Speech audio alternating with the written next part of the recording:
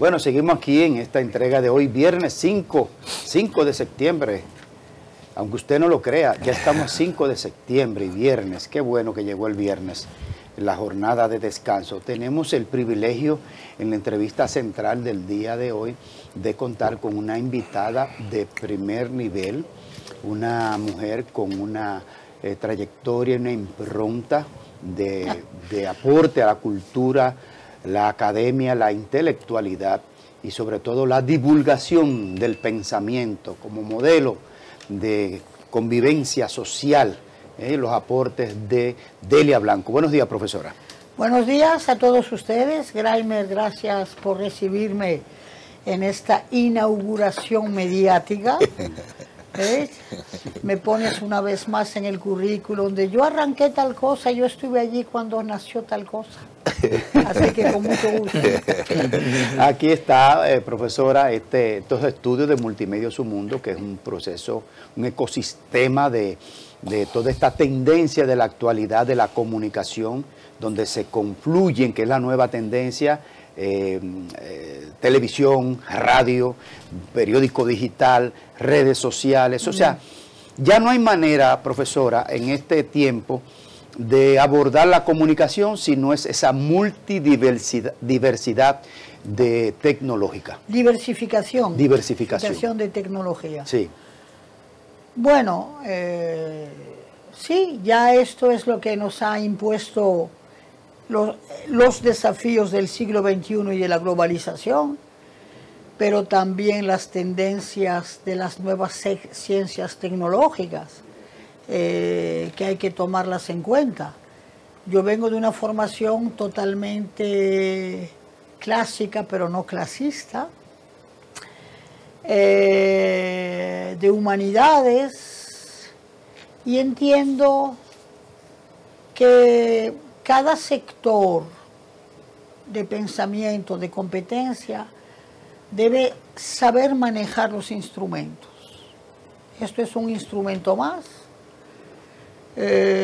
Yo siempre he dicho que ningún intelectual desde la globalización puede ser aportador de pensamiento, de reflexión, si no se pone al día con la instrumentación de la tecnología. Es así. Yo soy totalmente analfabeta en términos tecnológicos, pero sí creo que en el mundo de hoy tenemos que tener recurso a ellos para transmitir. Exactamente, pero antes de entrar en los temas que nos convocan el día de hoy, que es la educación y conciencia de clase, es bueno decirle a nuestra audiencia... Y conciencia de identidad. Y conciencia de identidad. Conciencia de identidad. Conciencia de clase, no, conciencia de identidad. ¿Cuándo viene Delia? Lapsus muy interesante. Hacen esquina a veces. Sí, lapsus interesante. Se juxtaponen a veces. Bueno. No, o sí. Bueno, no, pero... son reminiscencias de la Guerra Fría, sí, de hablar de conciencia de clase. De conciencia de clase. Y conciencia de identidad me importa más, como por ejemplo me importa más hoy día el término evolución que revolución. Porque la evolución es un criterio permanente, diferible, ajustable, reconvertible, y la revolución cada vez está más estática, por lo que no sabemos separar entre lo que es ideología y competitividad de ideas. Pero hoy día es más las ideas que valen que las ideologías. Claro, pero sí. Antes de entrar para allá, profesora, quisiéramos que le diga a nuestra audiencia, ¿desde cuándo usted está en la República Dominicana y de dónde viene Delia Blanco? Sí. Primero, antes de decirle, si me lo permite, está muy bella. Sí, muchísimas gracias. Sí, es cierto, me gusta. Sí. Está como representada. Está linda. Está muy bien. Estoy como mayo del 68. La primavera. Activa, feliz, con los imaginarios abiertos y haciendo que mis sueños sean más largos que mis noches. Muy bien. Entonces, ¿de dónde vengo? Qué interesante. Yo soy nieta de republicanos españoles, vascos guipuzcoanos, francesa, tercera generación. Del lado vasco de Francia, que la gente no sabe que hay un lema que dice S'espiabat, que es 1 en 7. Somos 7 provincias vascas en un país. El concepto país para nosotros, para mí, es más importante que nación. País encierra la cultura, la antropología, la sociología, la espiritualidad. Entonces vengo de esa historia. ¿Qué sucede? Que heredo de esas valoraciones republicanas. Sí, la valoración republicana española de la Segunda República, porque todo el mundo cree que hubo solamente esa, pero antes hubo una que fue la primera y que fracasó, y la otra la hicieron fracasar por el golpe franquista. Entonces, republicana también de la Ilustración francesa. Sí, soy totalmente francesa en términos constitucionalistas. Soy hija de la Ilustración francesa. Y claro, hay que tener un pasaporte en la vida. Mi pasaporte es el pasaporte francés. Y decidí estudiar la República Dominicana porque cuando yo estudiaba en Francia, en la Sorbonne, teníamos la École des Chartes, que es la escuela de los archivos. Y a mí me llamaba tanto la atención una isla dividida en dos. ¿Qué sucede? Que conocí al buen vivir y a la bohemia de los exiliados políticos dominicanos en París, ¿verdad? Los 70 y pico y etcétera.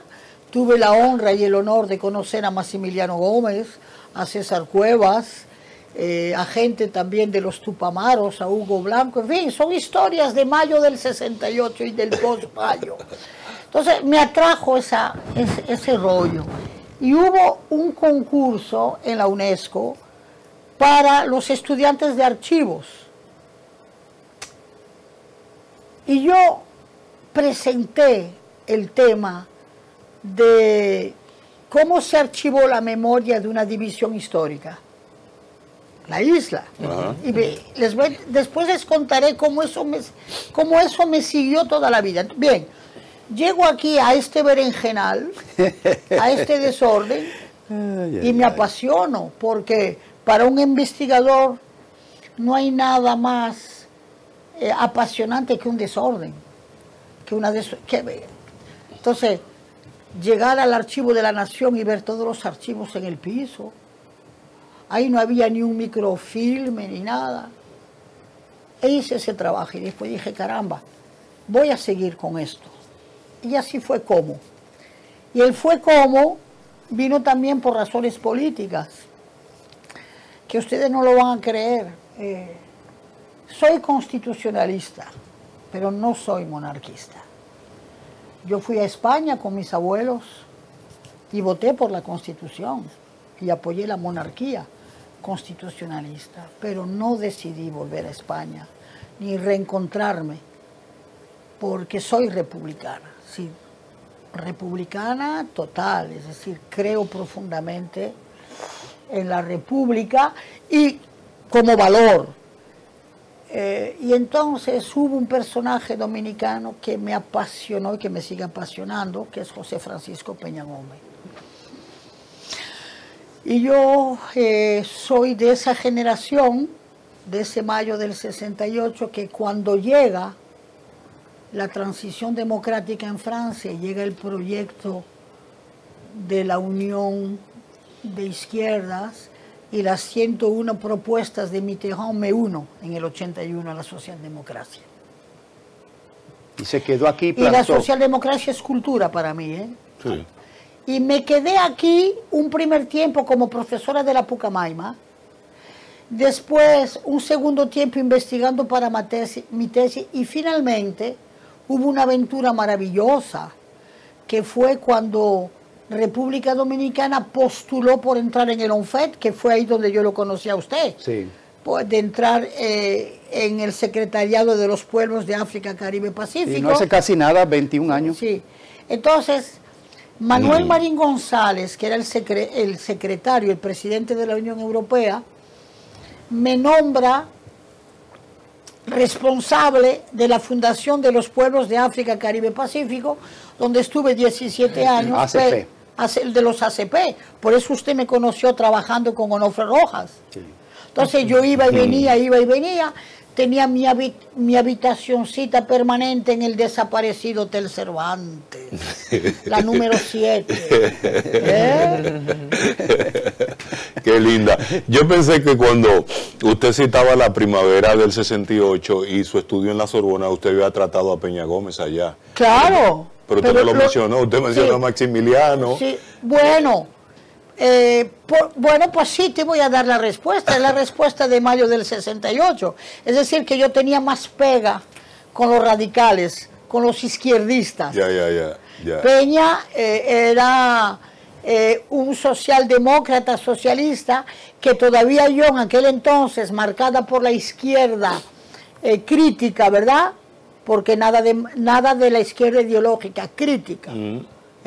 La izquierda que se sublevó en Praga, la izquierda que se sublevó en México y la que nos sublevamos en París, en Francia, para decir ya se acabó, estamos hartos de la Guerra Fría, de la posguerra, queremos que ser una generación, la nuestra con nuestra historia. La izquierda del 1959, del 1 de enero, esa no le inspira. Sí, claro. Ah, porque usted no la menciona, profesor. Sí, claro que sí, pero rompimos con los dogmas ideológicos en el 68, de verdad que sí. Y entonces efectivamente, y José Francisco, bueno, cuando yo llegué aquí y que veo, dimensiono lo que él significa dentro de esta sociedad, me enamoro más de su figura política y de los valores culturales que él compartía, porque señores, cuando él hablaba de gobierno compartido. Esa es una tesis bellísima. Bellísima, que cae en Profesora, Francia perdone con que la le interrumpa, cohabitación. porque quiero algo. Yo sé que usted hace mucho tiempo que conoce a Greimer, pero para quienes no son habitués, o sea, ni tienen idea de lo que es el Archivo General de la Nación, y usted se formó en eso, en Francia. ¿Cómo fue? Porque es una creación de la dictadura, el Archivo General de la Nación. Sí. ¿Cómo fue que usted llegó y entonces encontró de que todo tirado, si el tirano puso mucha atención en guardar la memoria histórica de la... Tú puedes guardar muchas cosas en cajones desordenados. Don Cruz. Es decir, tú no me vas a poner a mí a aplaudir a un dictador porque aceptó que la nación tuviese archivos. Mire, le voy a hacer un cuento.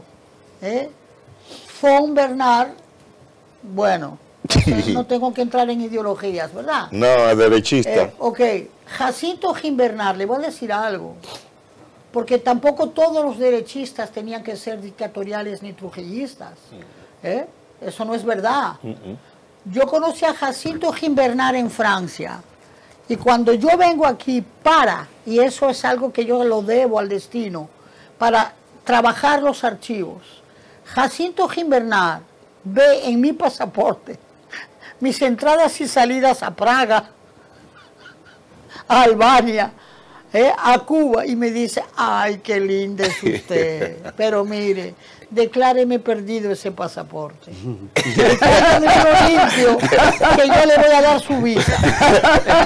Pero son historias humanas, ¿me entiende? ¿De qué año estamos hablando, profesora? Estamos hablando del 73, por ahí, algo por ahí. Ok, sí, pero son esas personalidades, como Bogar Fernando, era conservador pero abierto. Y otro cuento que te puedo decir, por eso ser de cultura es tan importante. Mire de Morisi, don, ¿qué más trujillista que de Morisi? Wow. Bueno, pues yo le voy a decir algo de Morisi. Cuando yo lo entrevistaba, él me decía, me miraba así, ay, qué vergüenza. Una muchacha tan inteligente, comunista. Y yo le decía a él, maestro, y un hombre tan erudito, ilustrado, trujillista. Y él decía, trabajemos, trabajemos. Como usted mencionó, el maestra, que conoció al doctor Peña Gómez y cuando vino aquí se enamoró más de él, de sus ideales y de todo lo que significó. Una persona como usted, la valoración que tenga de José Francisco Peña Gómez como político, como ser humano, sí, yo pienso que es importante tenerla. Sí. Mire, le voy a decir algo. Para mí la política es cultura, ya que estamos en eso. Política es la gestión, la gerencia, la administración, la gobernabilidad de la sociedad. Y estar preparado e informado en términos de acción política es un acto cultural. ¿Cómo yo podía abarcar este país, yo personalmente, sin ver lo que era ser, desde la perspectiva cultural y humana, un balaguerista, un neotrujillista, un socialdemócrata, un pseudocomunista, digo pseudo? Bien, entonces me encuentro con José Francisco Peña Gómez, que tiene un concepto país, porque coge el país desde la médula, ¿verdad? Desde la clase popular. Y lo que me impresiona era su formación referencial de la historia política de Europa, de Estados Unidos, en fin. Y sobre todo, su capacidad como hombre afrocaribeño de saberse manejar y moverse en el medio. Él me enseñó a mí la movilidad de las clases sociales de este país. Porque él estaba dentro de un partido que fue formado de las clases medias para arriba y de la oligarquía. Y no es admirable que él, de la historia de donde vino, supo adecuadamente, paulatinamente, progresivamente tomar su espacio. Supo como Gandhi esperar su tiempo.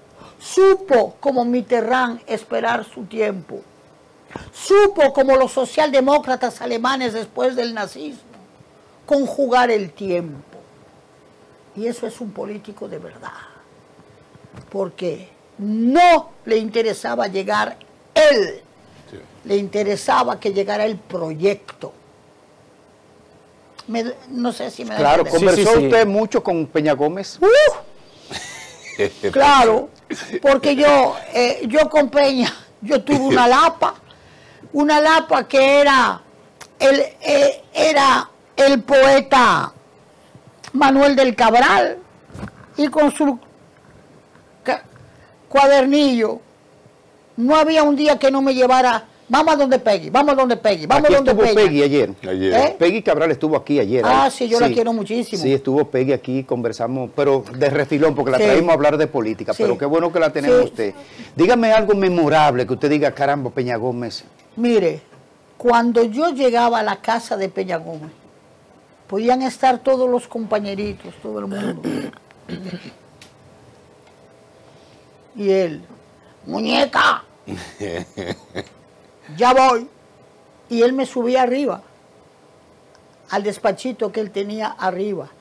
Y él tenía su oficina, ¿verdad? Y tenía su sillón, y él cogía para estar frente. Y hablándome me hacía así en la mano.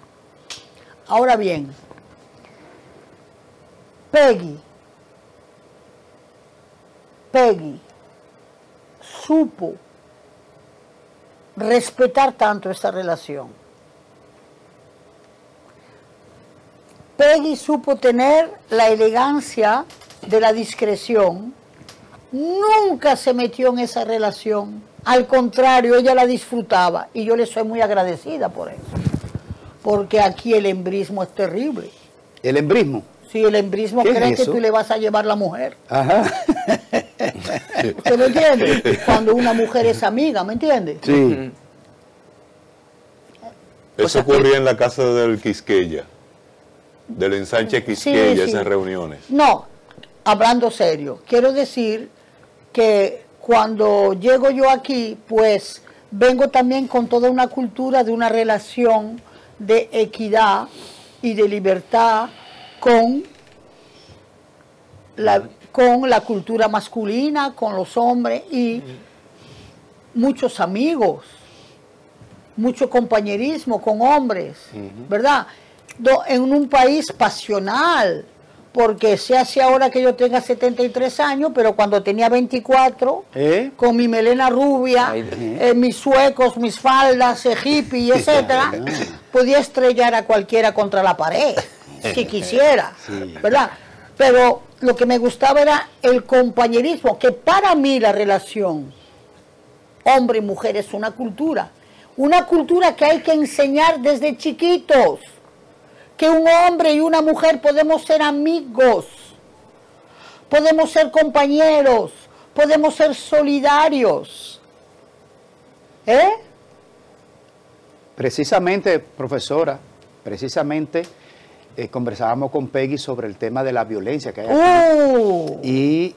Evidentemente le envió un mensaje a Luis Miguel de Camps, a quien usted conoce también, y le sugería, Peggy, que debería urgentemente convocar a los especialistas a una mesa de trabajo para abordar el tema de la violencia desde la niñez en las escuelas. Pero desde la niñez y sobre todo la convivencia desde la maternal, Graimer.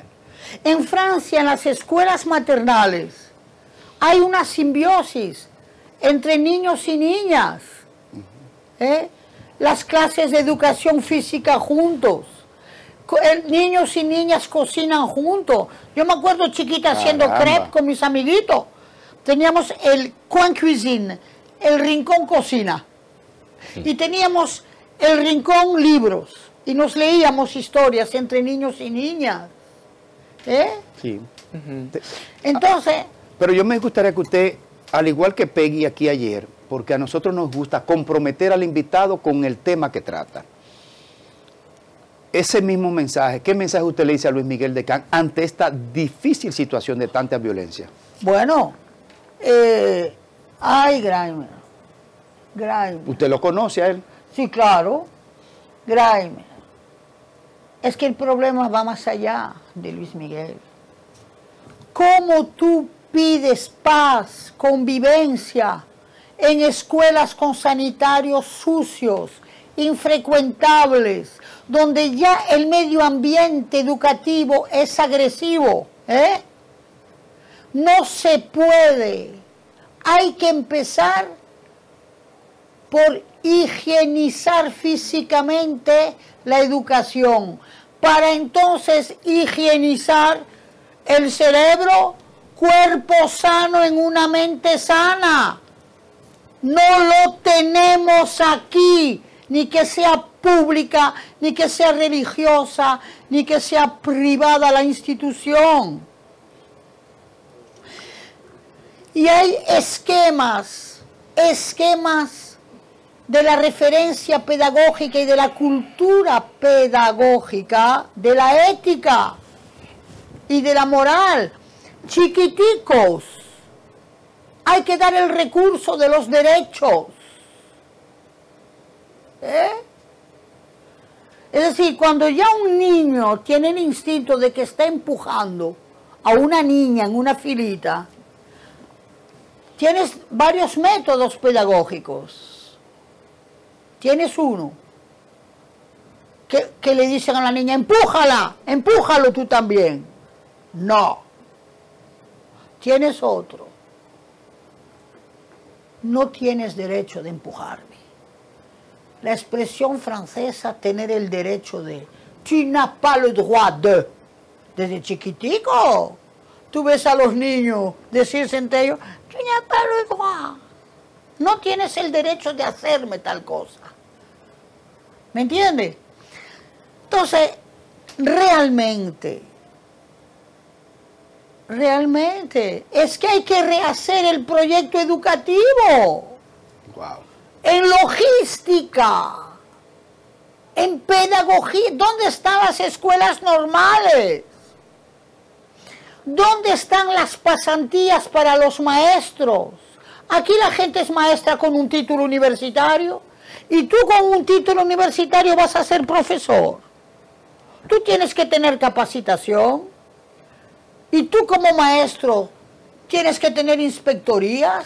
Profesora, perdone que le interrumpa, pero en las escuelas normales, aún reivindiquemos hoy aquí a Eugenio María de Hostos, eso es como cosa del pasado, porque tenemos al IFODOSU ahí. Claro que Entonces, sí. no volvamos de que a las escuelas normales. Pero vamos. ¿por qué no? Porque que eso es como de otro siglo. No, pero Pero depende de lo que tú le pones dentro. Porque si es el nombre que te molesta, porque te refiere a otra cosa, cámbiale el nombre. Pero busca el recurso de la capacitación, que no tiene que ser únicamente el IFODOSU, como tú dices. Porque tiene que reforzarse el sistema pedagógico. No puede ser solo el IFODOSU. ¿Tú me entiendes? Claro. Tiene que haber una descentralización educativa a nivel regional. Las regiones, los distritos, tienen que tener sus estructuras formativas. Donde, si usted es maestro, señor Monclú, si usted es maestro, de vez en cuando usted tiene que ir a coger un tallercito para ponerse al día. Sí, sí. Usted no puede ser maestro con un título su vida entera. Hay que cuestionarse. ¿Usted me entiende? Y usted no puede ser maestro con un título universitario. Pero INAFOCAN hace eso, profesora. Sí, por eso estamos también en educación. Claro, porque el INAFOCAN, esa es su función dentro de la Ley General de Educación. Bueno, pues, mire, sí, qué bueno. Ahora, yo no sé dónde están los resultados. Entonces, que se cuestionen. ¿Me entiende? Porque sí existe. Dígame usted. Profesora. El monumento de Santiago también existe, ¿y qué?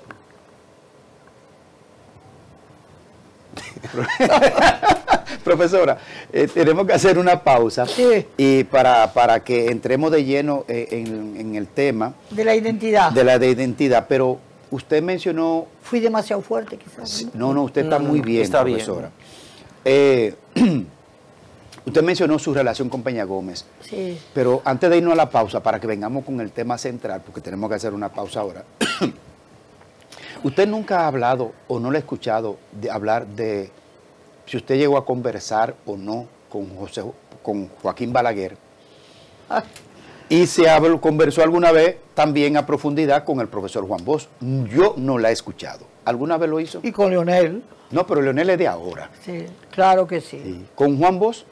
Claro. ¿Por qué usted se queda en Peña Gómez nada más? No, ¿Su imposible. preferido? No, mi preferido con Leonel, eso sí. Sí. Son, no tengo miedo a hacer el salto. ¿Y con Balaguer usted conversó alguna vez? Sí, claro. ¿Y qué tal? Fue divertido. Divertido, conversar con Balaguer. Divertido, sí. ¿Por qué? ¿Qué hizo Balaguer? Yo hasta lo hice reír. Es verdad, él se reía mucho.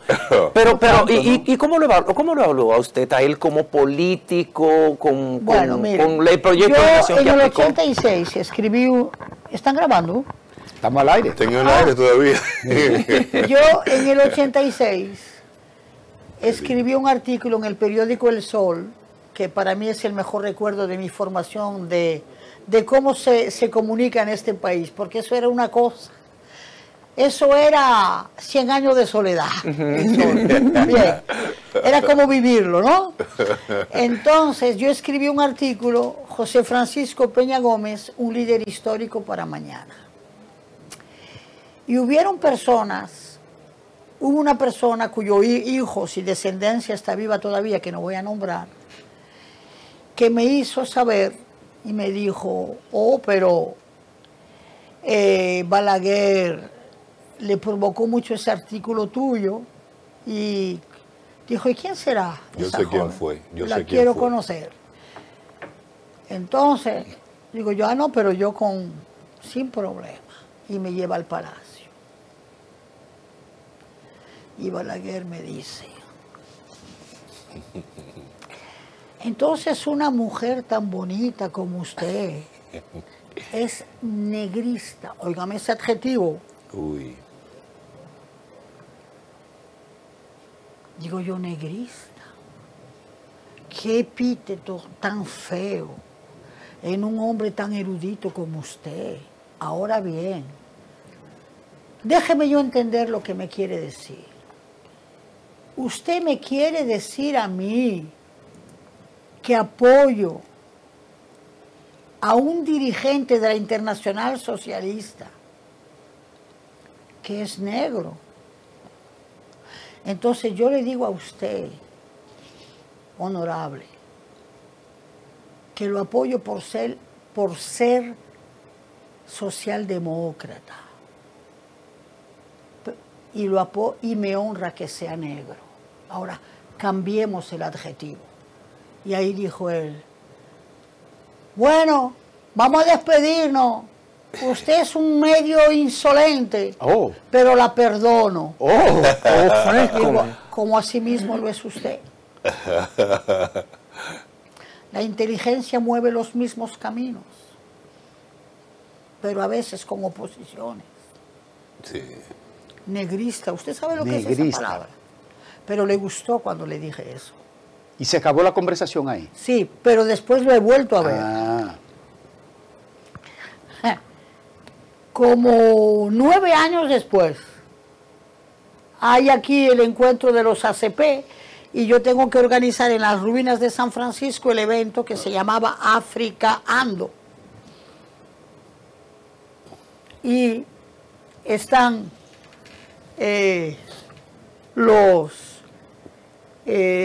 digamos, grupos de percusión, de gagá, de sarandunga. ¿Por qué? La mayoría de los ACP son africanos. Y yo entendía que la mayor estrategia de rectificar una visión demasiado reducida y reductible era de hacer un despliegue de todas las variaciones y terminar con un bolero. Bien. Entonces monté ese espectáculo que fue un éxito rotundo. ¿Qué sucede?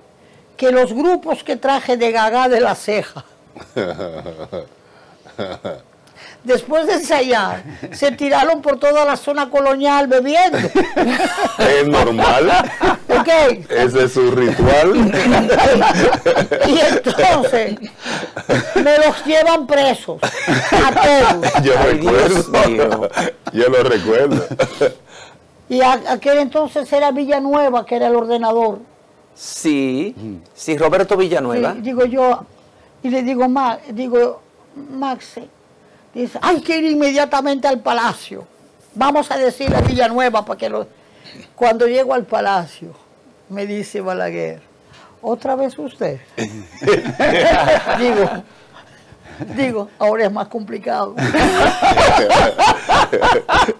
Ahora sí que me agarraron a los negros, como usted dice. Porque tiene que haber indulto. Dios, qué extremista.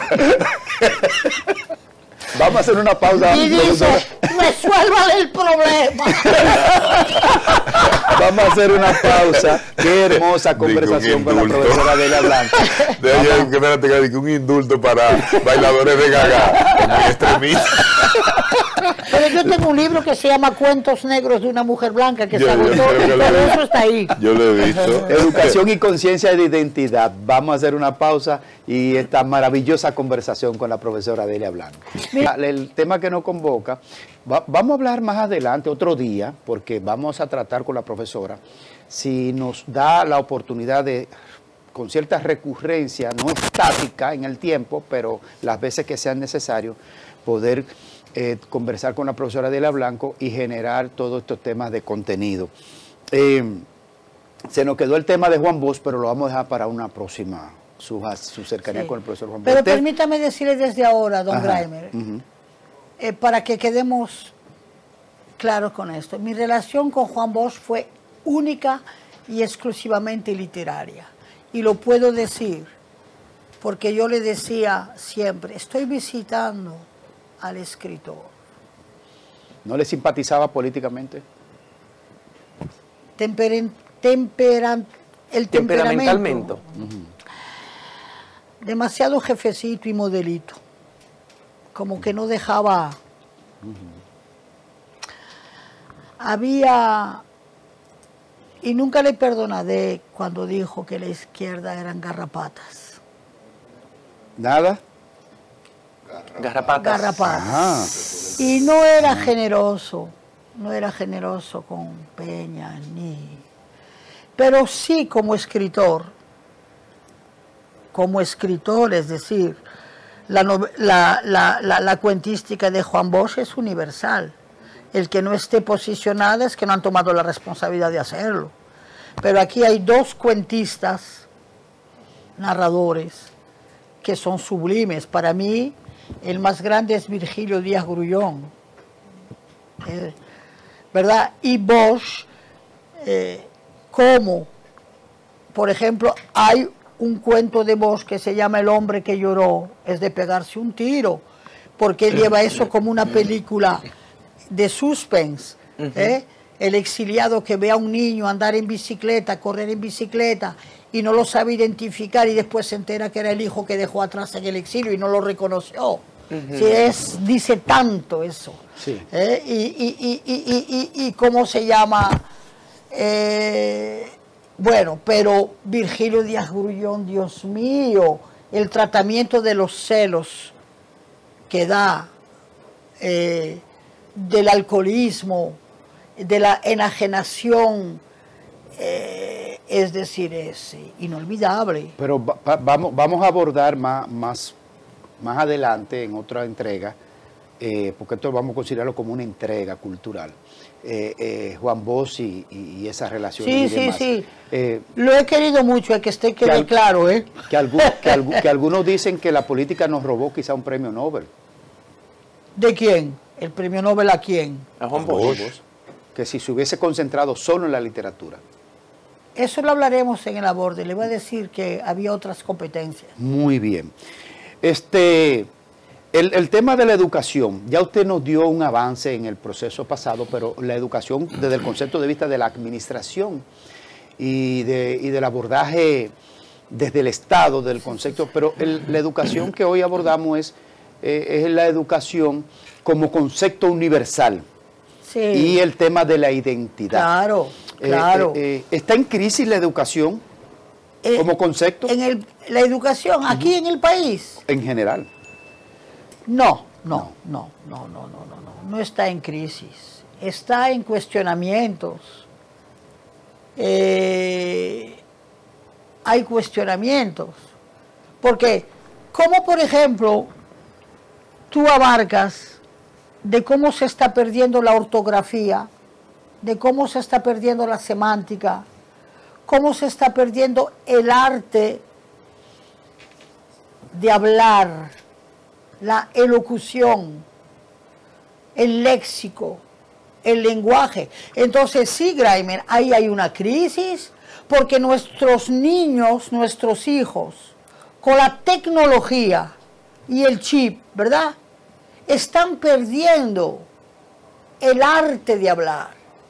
Mire, Graimer, aquí en este país se perdió la referencia cultural y societal del conversado. Ven para acá, vamos a hablar. Así, perdonen que lo diga así. Y usted iba a 2 mecedoras en Ciudad Nueva y se pasaba tardes conversando. Y cuando yo llegué aquí, cualquier abogado sencillo de Ciudad Nueva se había leído a Balzac, o se había leído a un existencialista, o se había leído 2 o 3 novelas del boom literario. Sí. Y habían lugares donde uno iba a hablar, porque uno iba a hablar, ahí a la Estrelleta había un sitio que era un bar abierto, y la gente se reunía para hablar, y había otro sitio para hablar en las tardecitas para la clase media, que era el bodegón. Y en la Tarazana Y lo que se dice, lo que se habló, lo que se habla de la cafetería de la esquizofrenia en la zona colonial, eso era hablar.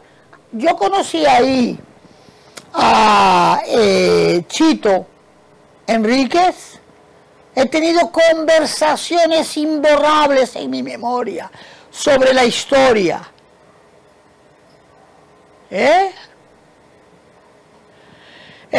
Yo he compartido ahí con artistas visuales, con Silvano Lora, con Marianela, con Domingo Liz, y había el gusto de unirse y de encontrarse para hablar. Eso de una perspectiva de clase media, pero el conversado que se echaba entre vecina y vecina, de empalizar a empalizar. Sí. O de galería a galería. Sí. Ya en los extractos más populares. ¿Eso desapareció también? Pero muchísimo. Totalmente. Inclusive en los campos.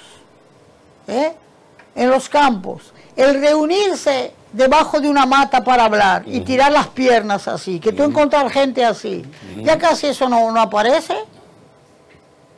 Y por ejemplo, cosas importantísimas que son lo que es la identidad de este país, por ejemplo, las horas santas, ¿ya eso ha desaparecido? ¿No hay horas santas? Las veo cada vez menos. Bueno, pero cuando yo te digo que la cultura, identidad, Graimer, es la cultura dominicana que le tiene que dar el brillo a la dominicanidad. Y es el ciudadano dominicano que tiene que empaparse y empoderarse del ser cultural que es. A ver si me doy a entender. Sí, claro. Eso no es un asunto de bandera, ni de muros, ni de guardia. No, es que tú sepas como dominicano lo que te da tu sabor en tu caribeidad, por ejemplo, y en tu pertenencia al mundo americano. Por ejemplo, en las escuelas dominicanas hay que estudiar lo dominicano. Y lo dominicano hay que estudiarlo con las obras literarias dominicanas que tienen que estar de obligatoriedad en los programas, y que la literatura tiene que ser una asignatura obligada, y que en los colegios y las escuelas tienen que haber proyectos transversales de integración. Por ejemplo, póngase usted que yo tenga un tema, por ejemplo, de historia, pero ahí tengo la novela Enriquillo, de cómo se va creando la República, cómo Enriquillo llega a ser de Guarocuya, entra en la catedral como Don Enrique. ¿Qué ha pasado ahí? Y entonces enseñar a los niños que es la trayectoria del indio que nunca fue y del negro que no pudo ser. Yo le voy a poner un ejemplo, profesora. Sí. Usted ha visto, usted se ha tomado el horrible momento de ver el desfile dominicano en Nueva York. Ah, una caricatura mórbida. Sí. Mórbida. Eso es lo que somos. Ah, pero respondan ustedes. Abran las críticas, ¿me entienden? Sí. Respondan ustedes. ¿Ok? Y vamos a caricaturizar a nuestras culturas de orilla a orilla y a ridiculizarlas. Mire, les voy a decir algo a ustedes. Es vergonzoso de cómo los hijos de los dominicanos hablan el español. Entonces no podemos tener únicamente conciencia de tener bancos fuera. Los consulados tienen que facilitarle a las comunidades acceso cultural, acceso lingüístico a ese origen. Les voy a dar un ejemplo. Por favor. Mire, Cuando yo era niña, yo vengo de la escuela pública, mis padres no gastaron ni un chele por hacerme doctora. Yo no pagué un chele en la Universidad de la Sorbonne. Y lo digo honestamente, pero déjenme decirles, cuando yo era niña en París, estaba el Centro de Información y de Solidaridad con España. Estaba una institución que se llamaba San Fernando. Y para los vascos existía lo que se llamaba la Euskalduna Etxea, Casa Vasca. ¿Ok? Y yo circulaba entre todo eso para no perder mi origen. ¿Ok? Y yo iba a orilla del Sena los domingos con mi mamá a ver los jugadores de chistera. Mi mamá me llevaba de cómo los vascos contra la pared que hay, las paredes. Procurando que usted no se despegue de su no. contenido cultural e histórico, ¿no? De mi fundamento. Exacto. Y entonces, ¿por qué los consulados nuestros se están ocupando o no? Yo creo que no. Y el consulado, los consulados dominicanos no pueden ser únicamente transmitores de remesas, sino que tiene que haber una política de agradecimiento a ese origen dominicano fuera del país. No nos podemos asombrar únicamente cuando una Zoe Valdés gana un premio. Zoe Saldaña. Perdón, la Valdés es cubana. Es una escritora. Zoe Saldaña, sí. Zoe Saldaña gana ese premio. No nos podemos únicamente enorgullecer cuando un Oscar de la Renta va a la Casa Balmain de París, que también es eso, la dominicanidad, como una Jenny Polanco. Porque Jenny Polanco era de la alta costura, pero iba a la materia, buscaba el coco, buscaba la soga, buscaba el larimar, y su moda se identificaba con ese referente matérico de la creatividad de moda, ¿me entienden? Profesora, perdone que le interrumpa, me gusta el tema educación, identidad cultural. Sí, identidad.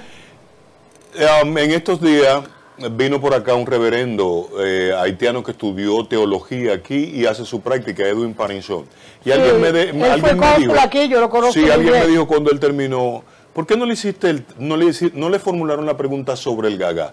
Alguien dice que yo me invento una definición que dice que es el gagá, es una manifestación afrodominicana en los entornos de los batalles. Y alguien dijo, tú eres un hablador, Monclús, eso es una manifestación haitiana. Entonces usted está pidiendo aquí que se enseñe la dominicanidad, pero si tú tienes una distorsión diciendo que el gagá no es dominicano, que no es de un entorno cañero. Si eso está haciendo usted una observación. Sí, y yo he dicho, entonces me dicen, pro haitiano, pero que usted dice, pero por favor, vayan enseñen la dominicanidad. Y entonces yo siento que hay una distorsión. Entonces, mire, usted vio la zarandunga de Baní. Ahí no dicen que es haitiana. Pero si usted ve la zarandunga, es el baile guerrero de los Masái africanos. Aquí nadie sabe. Aquí se dice los Congos, pero no se sabe qué están diciendo. Porque, por ejemplo, en Cuba se ha hecho todo un trabajo. En Cuba se sabe del batalá, se sabe de los yoruba, de los... ¿me entiende? Sí. Y aquí, no sea, porque aquí se cree que la africanidad es una totalidad. No. Ven acá. Y nosotros los occidentales somos españoles, somos franceses, somos italianos, y ningún blanco es igual, pues ningún negro tampoco es igual. ¿Usted reivindica que el gagá es una expresión cultural dominicana? Totalmente. Afrocaribeña, que tiene el manifiesto de expresión de una herencia sociológica y de una herencia antropológica que la cultura de la caña hizo posible que hubiese transmisión fusional, ¿verdad?, entre el atabal y el tambor. ¿Ok? Y que así como hay fusionabilidad en la herencia de los guloyas con el país, hay fusionabilidad en la creación de todas las culturas en un mundo global. Profesora, le voy a pedir una dispensa, porque Sí. esto no se había hecho. Sí, Y no estaba previsto que lo hiciéramos, pero ahí está en pantalla sí. una dominicana, periodista, que vive en Bogotá, Colombia. Ahí está, mírela ahí Sí. en esa pantalla, mírela ahí. Sí. Y ella está escuchándola desde Sí. Bogotá, Colombia, Sí, en este sí, momento. Y nos ha pedido, y queremos pedir permiso a usted, porque ella quiere abordarla en ese tema desde Bogotá, Colombia. Ajá. Mírela ahí, Carol Pérez. Ah, ok. Bienvenida, Carol. Sí. Escúchela. Compañeros, muchas gracias a nuestro equipo técnico, un abrazo que siempre están ahí ayudándome en mi conexión. Doña Delia, soy su fan, me encanta todo lo que usted dice, como lo dice, con la pasión, y a ustedes que hay que nombrarla en el índex, porque esas son las reflexiones que necesitamos, es decir, en qué se han convertido los consulados, como usted dice, no solamente en arropar lo de la remesa, que es lo que los gobiernos dominicanos defienden, es decir, yo defiendo la tesis de que el INDEX, por ejemplo, que es una institución que tiene sus valores, que hay que seguirla redefiniendo, lo que quiere es apoyar a las diásporas que mandan buenas remesas, porque es importante para nuestro país. Pero usted sabe que los dominicanos estamos regados por el mundo entero. Por ejemplo, en Colombia, donde yo estoy, no somos mucho. Colombia es un país de 60 millones de habitantes. El último censo dominicano éramos 1.500 dominicanos en todo Colombia, que ya usted se imaginará que hay lugares que hay que ir en avión, ¿no? La mayoría de los lugares. Y eso que usted está diciendo, el defender esos bailes y ese folclore dominicano, el gagá, los palos, yo me la paso peleando, porque esa es nuestra identidad. Queremos blanquear todo por encima de la realidad, Sí. y eso no está correcto. Bueno, lo del blanqueamiento es un lío en el que ustedes se han metido. Y yo se lo dejo a Cuénteme, doña ustedes. Delia, cuénteme. ¿Por qué? Bueno, porque ustedes hacen del blanco una etnia sublimal, y yo les voy a hacer un cuento. Una vez yo fui a un evento y una televisión y una radio me preguntó cómo yo me sentía. Y yo dije, ¿Y usted qué dijo? y yo contesté blanca, y eso me molesta. Porque yo no me quiero sentir blanca. Y aquí en este país me hacen sentir que soy blanca, pero ¿por qué? A ver si ustedes me entienden lo que quiero decir. No me muevo con eso. No me muevo, miren, y cuando yo aquí cogí a una niña criollita, preciosa, bonita en mis brazos, cuando yo me decía la mamá, ay, cuánto te quieres, fue porque tú eres blanca. Pero era así. O como también cuando una vez fui a un hotel de Juan Dolio, a un hotel de Juan Dolio, a un hotel que se llamaba El Tamarindo en aquel entonces. Ajá. Voy con un buen mozo bastante Un guapetón, doña Delia. guapetón bastante afrocaribeño. Y la señora de la recepción me dice, ¿y el chofer con quién se queda? Digo yo, conmigo. Porque obligatoriamente, por ser mulato, tenía que ser chofer. A ver si me doy a entender. Claro, Delia. Esos son mis cuentos negros de una mujer blanca. Prejuicio y discriminación, ¿verdad, doctora? Ignorancia. Ignorancia, sí. Ignorancia total, total, total. Porque aquí el dominicano no es racista por opción ideológica o por posición política. Es como una especie de reacción epidérmica de la ignorancia. Porque aquí en este país ni hubo apartheid, ni hubo segregación, ni hubo Ku Klux Klan. Entonces, ¿por qué quieren complicarse tanto? ¿Es racista el dominicano? Claro que sí, Sí. pero por vías que no son vías condenables, son por vías de falta de educación, don Graimer, de falta de sensibilidad. Mire, un año, hace poco de eso, hace 3 años, pero es como una especie de reacción, no es ideológicamente racista, a ver, es la falta de educación, señores, de educación. Miren bien, traigo una muchacha de Guadalupe a hacer una pasantía. Cuando don Onofre estaba en la mancomunidad, viene a hacer una pasantía. Yo tengo un gazebo en mi casa. Y como colaboración la recibo ahí. Mi trabajadora le dice a ella, ¿y tú de qué nacionalidad eres? Ella era de Guadalupe, dice yo de nacionalidad francesa, porque ustedes saben que los guadalupanos y los martiniqueños tienen el pasaporte francés. Y Margarita, mi trabajadora, dice, tú me estás bufeando, y como tú, grieta como tú eres, tú vas a ser francesa. Bueno, otro cuento más. ¿Y usted cree que... Sonaste dominicana, Delia. ¿Y ustedes creen que esa muchacha, Margarita, la mía, era racista? ¿Qué va? Si a ella le encantaban todos los rasos negros de la policía. Pero hay ese instinto que no está educado. Y es lo que a mí me duele mucho, mucho, mucho, mucho.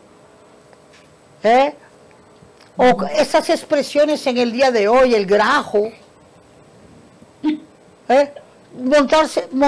Montarse en una guagua un domingo. Yo voy sentada al lado de un señor de color afrocaribeño y viene uno con la Biblia, que se monta, negro también, y dice el que está a mi lado, ahora sí que viene el grajo. Y mira lo que yo hago, yo lo huelo a él. Digo, diablo, tú tienes razón. No, que el grajo ya estaba. Doctora, le quiero preguntar una cosa. Por ejemplo, yo escucho de manera con referencia a todo eso que usted dice, del tema de... Es que habría que hacer espectáculos para que la gente... Creo que va bien. Porque es mejor que la gente se ría de uno mismo. José Tomás. Dale, José. Vamos a permitir que Carol de Bogotá, si quiere hacer una pregunta a la profesora. Ya. Aquí. Doña Delia, dígame. Sí. Doña Delia, aquí hay una poetisa muy famosa y que yo quiero mucho, que incluso se parece un poco a usted, así, muy guapa, de esos rasgos mediterráneos. Y ella dice que que ella nació blanca, pero que es negra. Que, claro, que su sentimiento de libertad, y de alegría y de bailar la hace negra.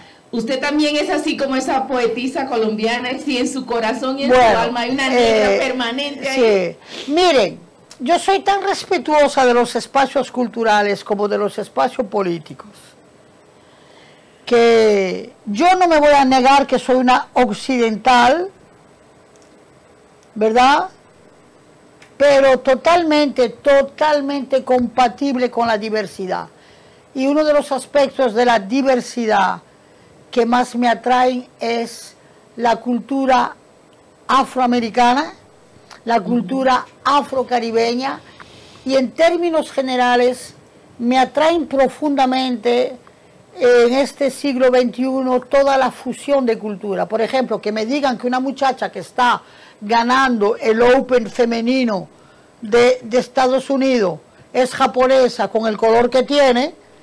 A mí lo que me interesa es que sea de descendencia americana, afroamericana, con un japonés, y que dé ese resultado. Y es haitiana también. Exactamente. Ay, hombre, anoche lamentablemente perdió, no va a ir a la final, Naomi Osaka. Sí, preciosa. ¿Usted se refiere a ella? Sí, claro. Sí. Y por ejemplo, Marilady Paulino, que después de Marie-José Pérez en Atlanta viene ella a traer toda una escuela de atletismo, y que no me la tumben porque salió segunda, porque el dominicano es desagradecido y desesperado, que solamente es solidario cuando está en la cumbre, pero cuando se está haciendo el trabajo no está nada. Claro. Hay que recordar la obra de Federico García Lorca, Negros. Claro. En su paso por Nueva York. Sí, claro. En su paso por Nueva York. Que claro, una un poeta en Nueva York y un poeta en La Habana. Sí. Claro. Entonces, ¿alguna otra pregunta, Carol? Sí, doña Delia, ¿usted conoce un poco la cultura afrocolombiana? Por ejemplo, aquí tenemos los Palenque, yo estuve en Palenque. Los negros del Pacífico y los negros del Caribe. Sí, pero yo estuve en Palenque. Palenque, primera ciudad negra libre de Colombia.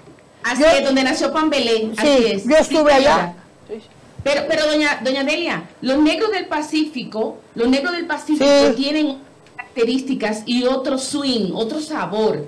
Sí, Claro. sí, en algún momento ha conocido, porque yo No, entiendo. yo soy admiradora de Toto la Momposina. Ay, por Dios, la que yo Por más favor. amo por siempre. Divina. No, mira, es que ahí no puedo ir a un concurso porque le gano a todos. y en el Callao de Perú. Y después Sí. tienes Doña una... Susana Vaca. Sí. Sí ha conocido a Susana Vaca, que este Ay, año va a ser pero exaltada. al Salón de la Fama claro. de la Música. Es que son esas tres.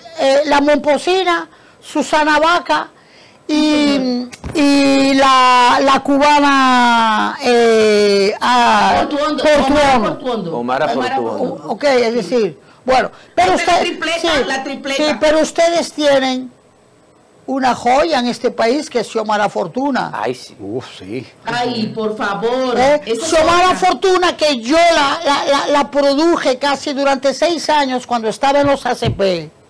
Y recuerdo, uno de los recuerdos más bellos que tuve de Xiomara Fortuna fue cuando ella hizo un llameo con Archie Shepp en la Fiesta de la Humanidad y en el New Morning de París.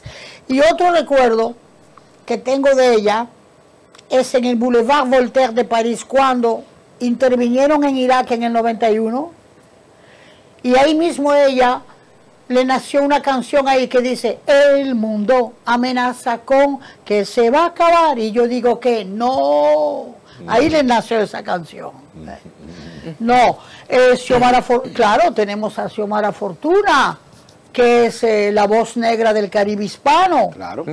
Y es reconocida aquí como la reina de la fusión. Sí, sí, porque ella siempre está inventando, a veces demasiado. Pero una cosa, profesora, qué bueno que incorporamos así, un poco improvisado, pero muy bien con Carol. Hay una identidad que se llama latinoamericano, ¿verdad? Sí. Hay una identidad latinoamericanista.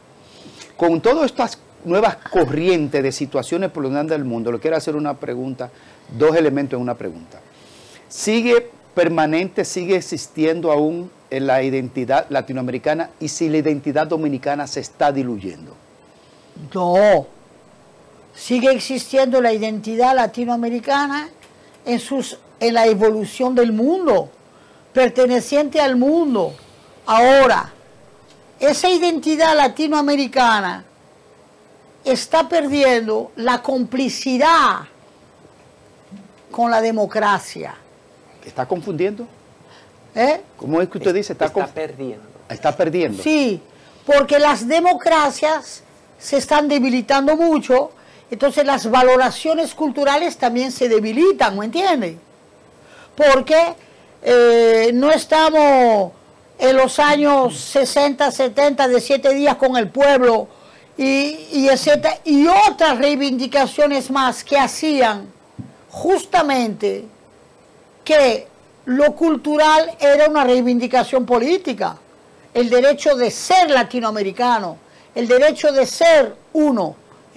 Hoy día se está diluyendo, y entonces